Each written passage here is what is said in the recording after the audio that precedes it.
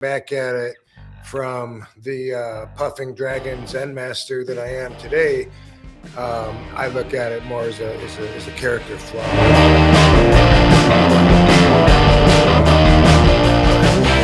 So you wanna go to the dildo segment? Sure. We did get one more super chat real quick, so let's do that, and then we'll jump to the dildo.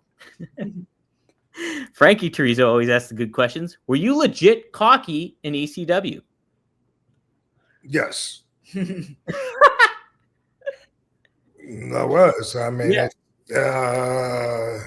so I mean, looking back at it, it's right and necessary to do what I did and to be where I was. But looking back at it from the puffing dragon Zen master that I am today, I look at it more as a character flaw. You know what I mean? Like, I feel like my head was so far up my ass that I wasn't realizing what was going around me. Like when I hurt some people, I didn't show that I cared or whatever, because in my mind, I was already like moving on to the next thing, and when I get hurt, it wasn't a big deal. It was like, okay, well, that's part of the game. I'm hurt. So I would look at it like that. But looking back at it, it seems a little incompassionate. For example, in that match when I'm in a match with One Man Gang, and boom, shoots me in the corner, and he comes in with a clothesline or a splash or something. I move out of the way. He turns around, and I hit him with a spinning kick that catches him right here. Boom. And when you get hit like right there, there's like this nerve endings behind your jaw, and it can knock you out. And this one did. And when he collapsed on his own leg and broke his tibia. Oh. Yeah. And I probably didn't know at the time, I don't know. I finished the match, just went on being me, and I talked to Rod Price, who was always a really good friend of One Man Gangs at Wildcats a few years ago, and we were talking about that moment. And Rod Price told me that afterwards, like it was a horrible night. Like Paul Heyman had allegedly given them an address to go to, like a foot doctor or something, a doctor. And then when they got there, they said the address was bogus. It was some other place, or it didn't exist or something. And they ended up, I think Gang ended up using duct tape and taping his leg, because he had to take off and go to Japan. And he did. And he wrestled on his broken leg in Japan, and it was really hard for him. And then boom, as far as I know, he was done. Like, boom, you just ended One Man Gang's career. Never heard of him again. A year, 2 years, like he was done wrestling. And I felt like, fuck, man, that was like that was from my kick. And when I talked to Rod Price made a point of telling me that I never even bothered calling him Gang. Never checked on him, see how he was or anything. And, now whenever I see Gang, I want to make up for it, and give him a big hug, and but it doesn't really make up for it, but he forgives me though. And if there's forgiveness to be had there, but him and his wife always reminds me every time we see, you broke his leg. Damn. I know. So for instance, I think I was a little too cocky. Oh, okay. Yeah. Well, it's like, from a character standpoint, it was great. It fit. Like, you're like, this guy, he's cocky and he backs it up every time. Right. Yeah. It was a shoot. It was a complete shoot. I just, in my real life, as an introvert, it just seems like that'd be like so foul for me to be like trying to get my machismo out there and fucking make sure everyone's impressed with it. It's like, ew, gross. Like, not on my time, Right. Well, cool. Okay. So some good insight there. Good question, Frankie. Thank you for doing that. Hey, somebody just gave us $2. Hurting for Sturgeon. Wait, maybe he did follow up with a question, because I see something else in here. You and Lady should come do some sturgeon fishing up here in Portland, Oregon for free on me if you'd be interested sometime. I Fishing. love fishing. Yeah. I do love fishing. I just got given from a friend of mine at the gym. Gave me all these fishing rods and bait, the string, all the things I need to fish because I do it a lot in the South, but I'm going to start doing it out here, like maybe somewhere in Vegas. Ooh. But I do it in the South with my family. I love fishing. I love being on boats when I'm in Florida and Tennessee. Man, that's for the invite Yeah. from Portland. Rob, do you like fishing? Have you gone fishing? I mean, it's been since I was a kid. You know, I used to do it with my dad, and you know, I wasn't into it that much. I really don't like eating fish, or I'm not a seafood eater. Yeah. So, you know, my menu of sushi items is pretty small. Like just tuna. Okay, cool. Salmon, all right. You know, and then it's like, oh, they got chicken here. You know, And I love playing the claw games. So it feels kind of like gambling to me, like the claw game, because sometimes like I'll feel the fish bite and then I get really excited and start reeling it, but then somehow it just like took my bait and swam off. Yeah. So I like the feeling. Like to me, it is like gambling, like that adrenaline rush, like, oh my God, I got something. Yeah, no. And then if you actually reel it in, keep the fish on the pole and get to keep it, then also get to eat it for dinner is so rewarding for me. So it's exciting. And I love being on the water. It's just so peaceful. That's my favorite place to be. That's true too. It's so therapeutic. I haven't fished when I was a kid either, though. But I think now at my age, I think I would like doing it and stuff like that. I saw this cartoon. Look, your life is beautiful. Thank you. Oh, thank you. Let's see. She makes me very happy. She makes me happy, Rob. What was I just gonna say? I was talking about fishing and. Oh, okay. So it reminded me of this cartoon that I saw one time. It was just like a one panel cartoon with the water, level in the middle, and above the water, there's a guy standing in the boat. I showed you this. A guy standing in the boat with a fishing rod that goes in the water, and he's got his boys in the boat, and they're saying, Dad's trying to bring us some food home.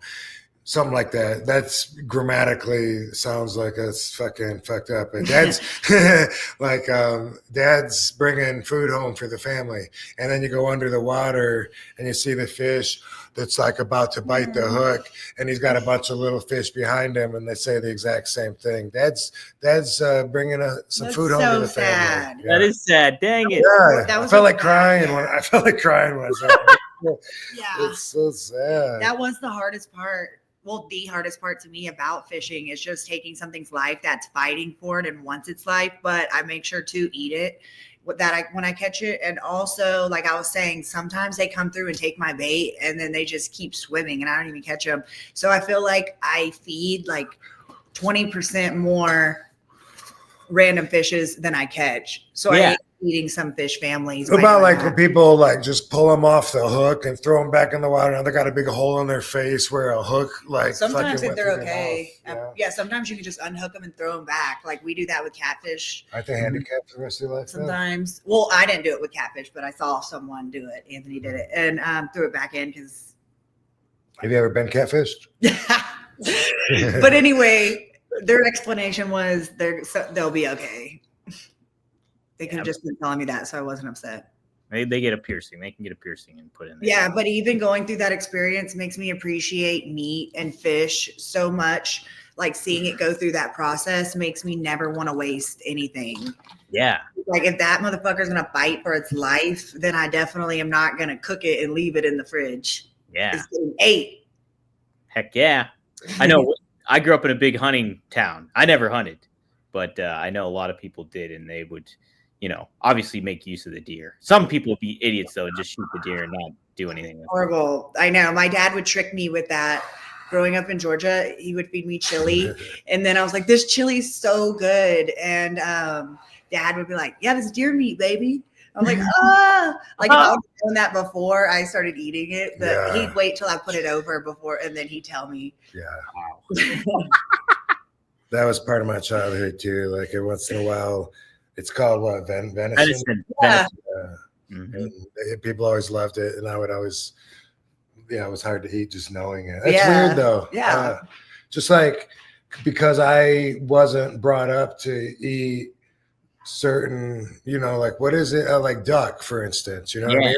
It's weird for me to eat a duck, and I remember being a picky eater on overseas trips, and like in Ireland they eat duck, and it's like I remember like a little kid, like, and it's like, is it that much different than chicken? Like, No. It's just that I was raised on chicken, but same thing with deer. Is it that much different than a cow? If you look at how gross it is to be putting the flesh in your, we're so judgmental in animals, like on the chain. Yeah. Yeah, it's true too. Dang. Did you get the first day of buck season and stuff off when you guys were at school? Yeah. Okay. Did you? No, I don't think so. That's crazy. Yeah, we did. We get off. No, now that I'm listening to what you said, I don't know. Yeah. No, we did. It was crazy, and I never hunted, so it was like a day off from school. All right. Wow. Yeah.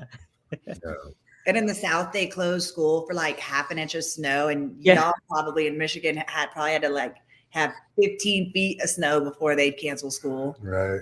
Yep. I remember the fairies had deer hanging in the garage, like letting all the blood drip. Oh my God. Like the DeMayo crew. We talked about that. The murder. Right, yeah. And hang them over the bathtub. Yeah. Same thing. They'd have pizza parties. What about like people that have the heads of animals like all over their walls? I feel like that was so 90s and 80s. Like that's out of taxidermy is out of style now. Yeah. But back then it was a lot more common to do that. It's like a trophy, saving your snake that you shot. Yeah. But I thought like when I was so in love with our dog Petrie and she was 14, like I was like, would that be weird? And then Rob's like, yeah, that would be so weird. But I'm like, you'll be like, she's like napping all the time. But I just couldn't fathom how I was going to let her go. So it wasn't like I was really considering it. I just ran it by him. But he's like, that is weird. But I'm sure some people do get their animal stuff because, then you at least still cuddle them after. Oh, man. But yeah, sometimes mentally it's just best to let go. Yeah. Not let go, but It's like Norman Bates shit from the movie Psycho. He kept his grandma's body. People keep pets' ashes and stuff. I know. People keep the pets' ashes here and there. I know. Yeah, we do that. We got those. Yeah. I was thinking like when the California fires were hitting, I was like, what would I grab if I had to just run in the house and the house is on fire? I'm like, do I grab our dog's ashes? Like, it seems like that would be one of the most important things. Or Weed. Or like the most the whole area get high. Yeah.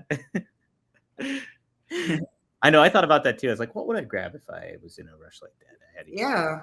It'd be hard. And when you're in a rush and how about a fire extinguisher? Yeah.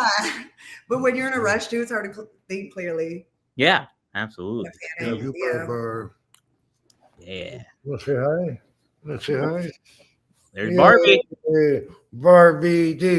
Barbie D. Someone asked how old they are. Barbie is 4. She already has a lot of gray hairs too. Really? She's had gray hair since she was like 2. Get her. And then Lovey just turned 1. Yeah. Lovey. Barbie is her daddy's shadow. Yeah. He cuddles Rob all night. They cuddle. She waits for him every time he's in the bathroom. And he goes any room, she's with him. And does Lovey hang out with you most then, Katie? Yeah. Yeah. There's Lovey. Yeah, and here's Lovey. This is our 1-year-old. Look at Lovey. Same breed. Wow. Look at Lovey. Look at the little puppy. You're so sweet. Love. Little love bug. She sits like this on my shoulder. She'll even sleep on my shoulder. Yeah. That's great. We had her at WrestleCon, so a lot of fans met her. She was there WrestleMania weekend. Yeah, that was great. That's when I got to see her too. Are you going to be at WrestleCon coming up? Not at the Royal Rumble. I won't be. I'll be Okay. WrestleMania. I'll be though in April. I'll be there. Alrighty. Yeah, heck yeah. I wanted to go, but didn't get credentialed from WWE, so I was like, maybe I won't go then. Yeah, I'll be at all 3 of the WrestleCons that they're doing this year. If I'm still alive. I mean, that's the plan. Yeah, God willing, right? Yeah, God willing. Yeah. Someone said, "Thanks for having us, Barbie." Thanks for having us. When we took her to an autograph signing in California, she was like literally crying. Like she didn't understand why her dad gave other people attention, because normally she has his attention every moment. So she's like, come on. Yeah, she's impatient. Hey, we got a couple other super chats. Beef jerky is just cow raisin, says Corey Donovan. Wow, that's wild. That's really true. Cow raisins. That makes sense. Trying to. It is, huh? Yeah.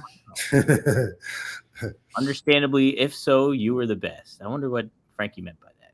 I don't know. Let's try and solve that puzzle. Maybe if you were cocky, you were still the best. Oh, okay. Oh, Yeah, and he understands why you were cocky. Good job. Good job, baby. High five. Oh, that's our high five that we do. Yeah. And if it's a win, we put 2 hands up and like this. Nice. Yeah.